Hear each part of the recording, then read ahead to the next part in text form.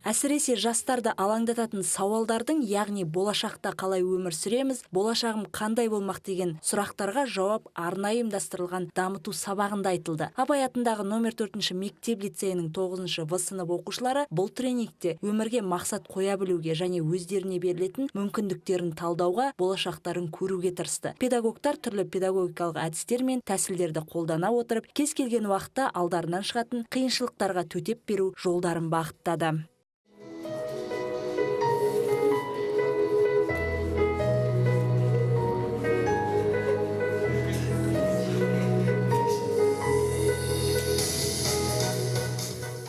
Бүгін Сәтбаев қаласының орталықтандырылған кітапханасы мен Сәтбаев қаласының Абай атындағы 4 лицей мектеп оқушыларымен, яғни 9 сынып оқушыларымен біз өмір сен маған қымбатсың атты психологиялық тренинг өткен болатынбыз.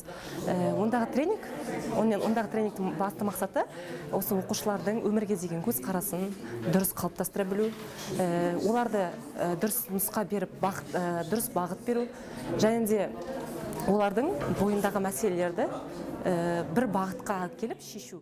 Оқушылар арасында жағымды көңіл күй тудыру, өздеріне құрметпен қарауға баулу, сондай-ақ оқушылар арасындағы суицидтің алдын алу аталған тренинг сабақтың басты мақсаты болды. Ұстаздар мен психологтар бұл ұйымдастырылған алғашқы шара емес екендігін атап өтті. Жоспарға сай алдағы уақытта осы бағыттағы жұмыстар жалғаспақ. Атап айтқанда колледж студенттермен және де бірқатар қала мектептерінің оқушыларымен кездесу өткізілетін болады.